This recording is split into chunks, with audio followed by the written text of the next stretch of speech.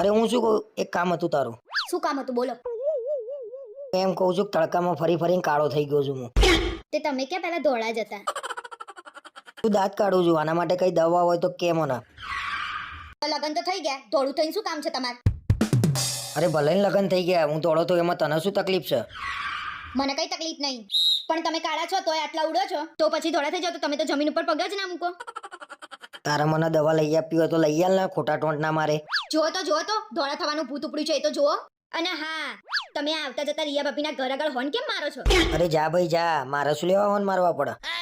શું જા ભાઈ જા? મેં તમને 10 વાર જોયા છે, તમે એમના ઘર આગળ આવતા જતા હોર્ન મારો છો ને એ. અને હવે પાછું ધોળું થવાનું ભૂત ઉપડ્યું છે.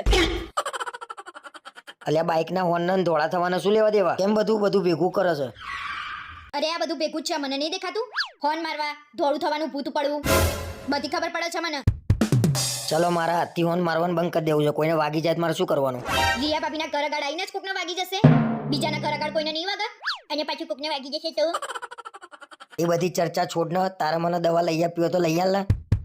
કશું દવા લઈ આપવાની નથી, ભલે ડામરના ટુકડા થઈ જતા. હવે તમારે લગ્ન કરવાના છે તો ચિંતા. બોસ હવે તો હોર્ન મારતા પકડાયો, હોર્ન મારવાના બંધ કરી દેવા પડશે.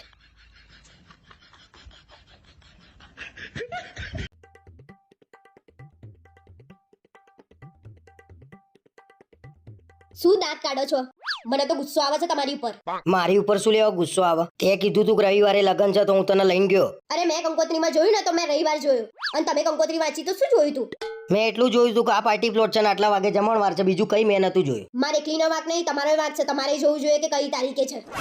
ભાઈ દરેક માણસના ઘેર કંકોત્રી આવે ને, એટલે એ લોકો ખાલી એટલું જ જોવે કે જમણવાર ક્યારે છે, કેટલા વાગે છે, કઈ જગ્યાએ છે, બીજું કઈ ના જુઓ કોઈ. ખાવા સિવાય બીજો કોઈ ધંધો છે? અને ત્યાં ખબર છે કે બીજાના લગ્ન છે તોય ડીશ લઈને તમે બેહી ગયા હતા. તો શું તું અત્યારે આવીને જમવાનું બનાવત રાતે? હું શું લેવા બનાવું? અને તમારે જોવું જોઈએ કે આ રવિવાર લગ્ન નહીં, આવતા રવિવાર લગ્ન છે. ભાઈ મેં ડીશ લીધી ને તો જોડે તે ડીશ લઈ લીધી હતી, અને મને ખબર હતી કે ઘરે આવીને કોઈ રાંધવાનું નહીં, મારા બહારથી જ લાવવું પડત, અને ખોટો ખર્ચો કરું એના કરતા ત્યાં મફતમાં ના ખાઈ લઉં. મફતનું ખાવાની તો તમને બહુ મજા આવી હશે નહીં? શરમ ના આવી? એમાં શેની શરમ ભાઈ? બની ઠંડીને તૈયાર થઈને ગયા હતા, ગમે તેનું લગ્ન હોય જમી લઈએ. હા, તમારે તો નાનપણની ટેવ છે નહીં, ગમે તેના લગ્નમાં ઘૂસીને જમી લેવાનું. તમારે તો જૂની યાદો તાજી થઈ ગઈ હશે નહીં? આવું બોલી એનું દુઃખ નહીં, પણ આને કઈ કોને દીધું ને મને એ નહીં ખબર પડતી, પણ જમવાની મજા આવી ગઈ હો.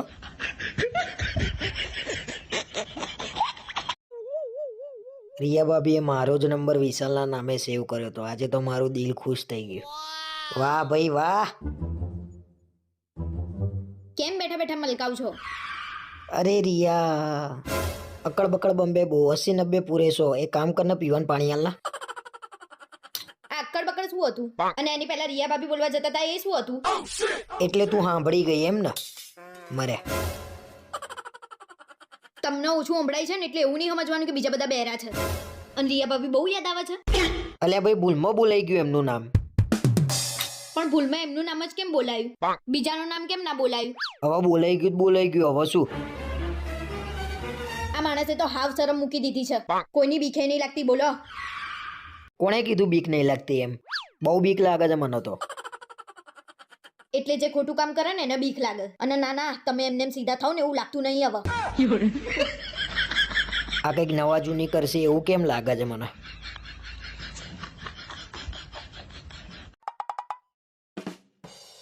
બે 3 દિવસથી તો શું ગરમી પડે છે, રહેવાતું એ નહીં, સખત ગરમી પડે છે. ઉનાળો છે તો ગરમી તો પડે જ ને. અને બધું છોડો ને, હું તમને શાયરી કહું. સારું, તારે હમણાં હેડ તારી શાયરી. તો પહેલી શાયરી. સમય આવશે તારે બતાવી દઈશું, ઘણા ગલુડિયા પોતાના સિંહ સમજી બેઠા છે. વાહ, શું શાયરી લખી છે! જેને લખી છે ને એને બાળક બુદ્ધિમાં લખી છે. હજી તો બીજી શાયરી કહું, સાંભળો. ભલે કોઈ ના સમજે તારી ને મારી વેદના, ચાલ ને આપણે સમજી લઈએ એકબીજાની સંવેદના. વાહ વાહ, સીધી દિલમાં વાગી હો. માં કસમ બે એમથી એક કઈ શાયરી ભઠ્યો હોય તો. સાંભળ, તું બહુ ગુસ્સો ના કર, ગુસ્સામાં તું વધારે ક્યુટ લાગે છે અને હું રોમેન્ટિક થવા લાગુ છું. ગજબ પુરુષ છે, પેલી ગુસ્સો કરે છે તોય રોમેન્ટિક થાય છે. આપણે કશું વળતું ના હોય તો શું લેવા શાયરી મારવી પડે, ખાલી શાયરીઓ લખવાની. તો હું એ જ કહું છું, તમારાથી કશું વળતું નતું તો ફેસબુક ઉપર શાયરીઓ શું લેવા લખતા હતા? અને બધી શાયરીઓની પાછળ આરકે શું છે? જો આરકે એટલે રણબીર કપૂર, અને રણબીર કપૂરનો હું ફેન છું, અને તારા મારી શાયરી ક્યાં વાંચવાની જ આવે છે? તમે વાંચવા માટે લખી છે અને વાંચવાની ના પાડો છો. અને આરકે વાળી રણબીર કપૂરની હું તપાસ કરું છું. આજે જ બધું ફેસબુક ઉપરથી ડિલીટ મારી દઉં છો ને. તમારે બધું ડિલીટ મારવું હોય ને તો મારી લેજો. મેં બધાના સ્ક્રીનશોટ લઈ લીધા છે. લગન પછી આપણે ક્યાં ફરવા જઈશું?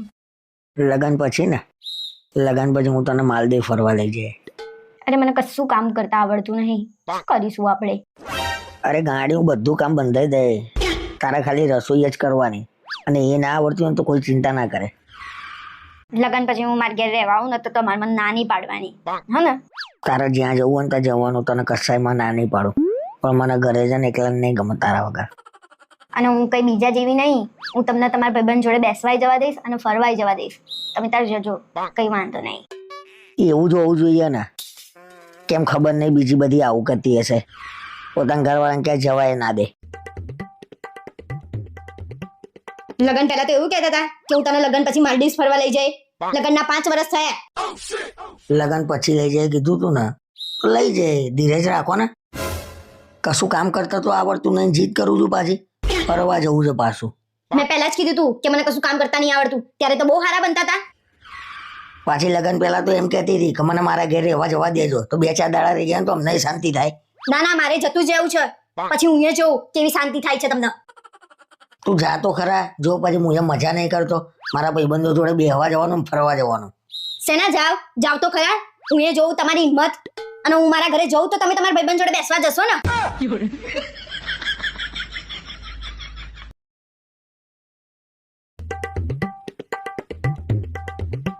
હું જતી રહે ને એ દિવસ તમને મારી કદર થશે. હું અત્યારે હાલ તારી કદર કરવા માંગુ છું.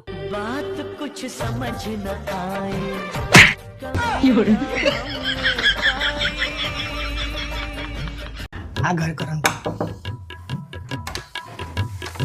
અરે આવો આવો જતીનભાઈ. મજામાં? અરે મહેમાન આવી ગયા છે ભાઈ, બેસો બેસો. અરે હવે ચાલુ છે તમારા. બસ. કેમ છો? મજામાં? મજામાં.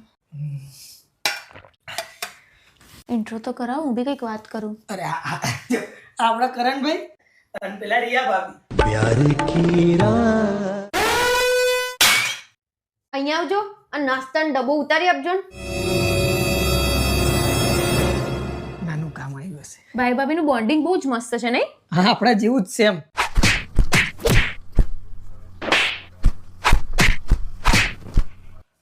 આ છોકરાઓના ત્રાસથી છે ને થોડા ડબ્બા ઊંચા મૂક્યા છે.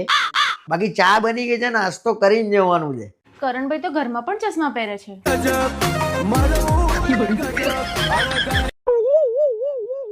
હું શું કહું, ચા બનાવી લાવસ? શું બોલે? એમ કહું છું ચા બનાવી લાવું. બનાવી લાવો.